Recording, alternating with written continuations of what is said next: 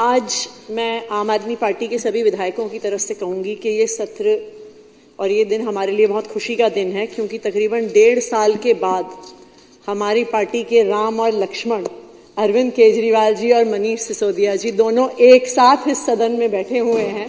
तो इस बात की सभी आम आदमी पार्टी के विधायकों को बहुत खुशी है।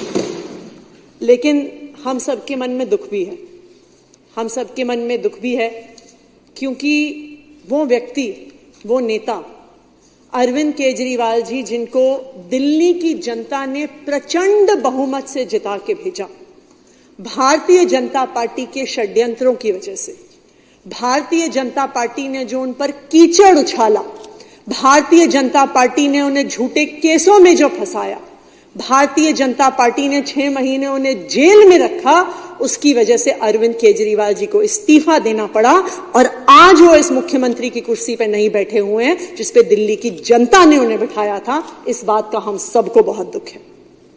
पिछले 2 साल से आम आदमी पार्टी को, अरविंद केजरीवाल जी को परेशान करने में भारतीय जनता पार्टी की और उनकी एजेंसीज ने कोई कसर नहीं छोड़ी। हमारे पार्टी के कोई ऐसे विधायक नहीं होंगे, कोई ऐसे नेता नहीं होंगे, कोई ऐसे मंत्री नहीं होंगे जिनके खिलाफ इनकी सीबीआई ने, ईडी ने, इनकम टैक्स ने, एसीबी ने केस नहीं किए होंगे। हमारे सब नेताओं के घरों पर रेड हो गई, उनके ऑफिस पर रेड हो गई, उनके पैतृक गांव पर रेड हो गई, मनीष जी के तो लॉकर पर रेड हो गई और मिला उनको क्या, एक झुंझुना।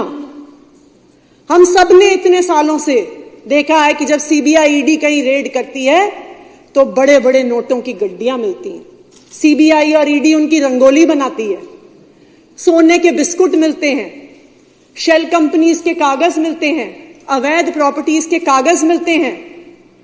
सैकड़ों और हजारों रेडों के बाद भी आम आदमी पार्टी के एक भी नेता से भ्रष्टाचार का 1 रुपया भी नहीं मिला भारतीय जनता पार्टी की एजेंसीज को। क्यों? क्योंकि आम आदमी पार्टी एक ईमानदार पार्टी है। आम आदमी पार्टी जनता के लोगों के लिए काम करने वाली पार्टी है। लेकिन फिर भी इन्होंने एक के बाद एक आम आदमी पार्टी के नेताओं को गिरफ्तार किया। इन्होंने दिल्ली को मोहल्ला क्लिनिक देने वाले सत्येंद्र जैन जी को गिरफ्तार किया। इन्होंने दिल्ली की शिक्षा क्रांति के जनक मनीष सिसोदिया जी को गिरफ्तार किया। इन्होंने संजय सिंह जी, जो आम आदमी पार्टी के सांसद हैं, उन्हें गिरफ्तार किया। और जब इतनी कोशिशों के बावजूद भी आम आदमी पार्टी के दिल्ली सरकार के काम नहीं रोक पाए, तो इन्होंने दिल्ली के लोकप्रिय मुख्यमंत्री अरविंद केजरीवाल जी को भी गिरफ्तार किया, सिर्फ षड्यंत्र रचने के लिए, सिर्फ दिल्ली वालों के काम रोकने के लिए, सिर्फ आम आदमी पार्टी को बदनाम करने के लिए। अध्यक्ष महोदय, अरविंद केजरीवाल जी को गिरफ्तार क्यों किया, इसे समझने के लिए हमें दिल्ली के लोकतंत्र का इतिहास समझना पड़ेगा, और शायद देश का। 2013 से पहले अगर आप दिल्ली का इतिहास देखिए तो सरकारें आती थी, सरकारें जाती थी, पार्टियां आती थी, पार्टियां जाती थी, मुख्यमंत्री आते थे, मुख्यमंत्री जाते थे, लेकिन एक आम इंसान की जिंदगी में कोई फर्क नहीं पड़ता था। जब 1 तारीख आती थी ना, तो जब एक पति अपनी पत्नी को अपनी तनख्वाह देता था तो वो यही सोचती थी कि इतने से पैसे में साल कैसे, महीना कैसे चलेगा। जब 25 तारीख आती थी तो हर महिला, हर गृहिणी आपको बताएगी कि घर में पैसे खत्म हो जाते थे, कैश खत्म हो जाता था, तो वो सोचती थी कि अगले 5 दिन हम कैसे अपना गुजारा करेंगे। एक परिवार अपना पेट काट काट के बच्चों को प्राइवेट स्कूल में भेजता था, अपने गहने गिरवी रख के, अपना घर गिरवी रख के अपने परिवार वालों का इलाज कराता था। लड़कियां जब अपनी पढ़ाई खत्म कर लेती थी, 12वीं की पढ़ाई खत्म कर लेती थी, तो उनको कह दिया जाता था कि जी कॉलेज बहुत दूर है, आने जाने का खर्चा बहुत ज्यादा है, तो तुम तो कॉरेस्पॉन्डेंस में घर से पढ़ लो। ये हाल होता था दिल्ली के लोगों का, दिल्ली के आम लोगों का, दिल्ली के गरीब लोगों का। लेकिन 2015 में दिल्ली में एक चमत्कार हुआ। दिल्ली के लोगों ने अपने बेटे, अपने भाई अरविंद केजरीवाल जी को मुख्यमंत्री चुन के भेजा, और तभी से दिल्ली वालों की, दिल्ली की महिलाओं की, दिल्ली के बच्चों की हाथों की लकीर बदल गई, उनकी तकदीर बदल गई। अरविंद केजरीवाल जी वो आदमी हैं जिन्होंने दिल्ली वालों को 24 घंटे बिजली दी, फिर भी 0 बिजली का बिल दिया। अरविंद केजरीवाल जी वो व्यक्ति हैं जिन्होंने गरीब बच्चों को वर्ल्ड क्लास शिक्षा दी, इंजीनियर बनने का मौका दिया, डॉक्टर बनने का मौका दिया, एंटरप्रेन्योर बनने का मौका दिया, ये हैं अरविंद केजरीवाल जी। ये वो व्यक्ति हैं जिन्होंने परिवारों को उस व्यथा से निकाला कि परिवार के एक सदस्य के इलाज के लिए हमें अपना घर गिरवी रखना पड़ता था। इन्होंने सब सरकारी अस्पतालों में वर्ल्ड क्लास इलाज दिया, मोहल्ला क्लिनिक में फ्री दवाइयां दी, लड़कियों को कॉलेज में पढ़ने का मौका दिया क्योंकि बस यात्रा फ्री कर दी, बुजुर्गों को फ्री तीर्थ यात्रा दी। और ये सब तब किया जब साथ में उन्होंने दिल्ली को, और मैं ये बता दूं, भारतीय जनता पार्टी की तो 22 राज्यों में सरकार है, एक राज्य में भी ना ये फ्री बिजली देते हैं, ना पानी देते हैं, ना अच्छे स्कूल देते हैं, ना अच्छे अस्पताल देते हैं, फिर भी घाटे में चलती हैं इनकी सरकारें।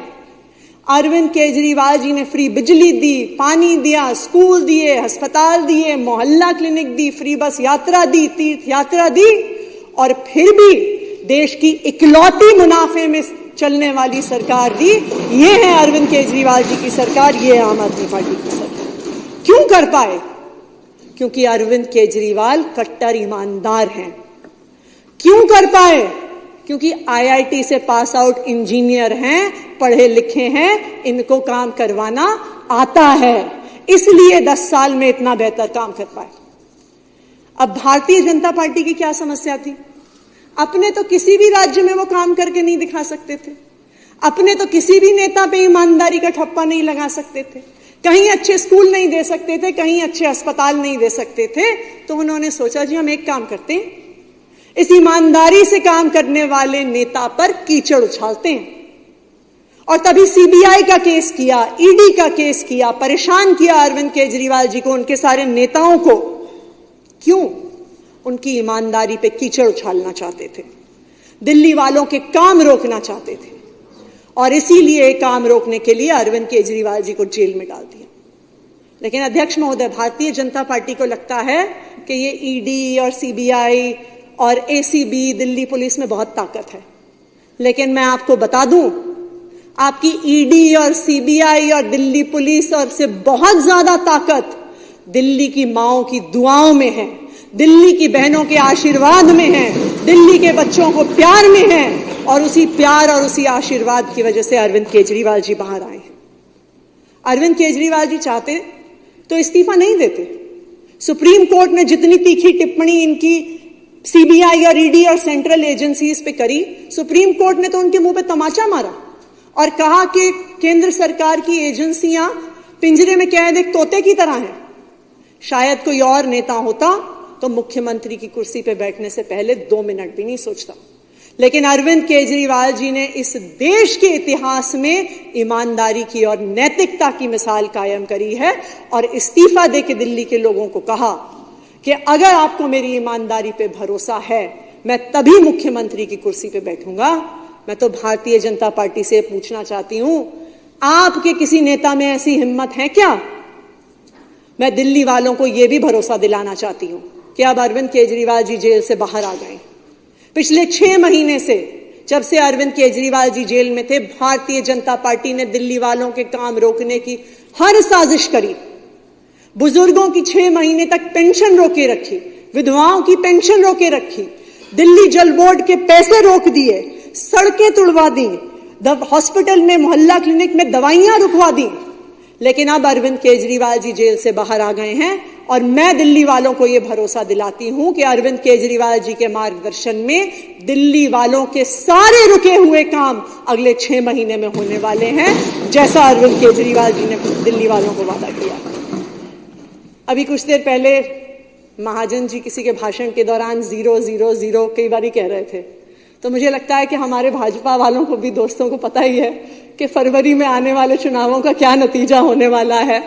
इस बार तो अभी वहां पे हाउस में 8 सीटें आपके पास हैं, पर जो षड्यंत्र आपने दिल्ली के बेटे, दिल्ली के भाई अरविंद केजरीवाल के खिलाफ रचा है, अध्यक्ष महोदय, अगली बार आपके पास ऑपोजिशन की कुर्सियों में एक भी व्यक्ति बैठने के लिए नहीं होगा।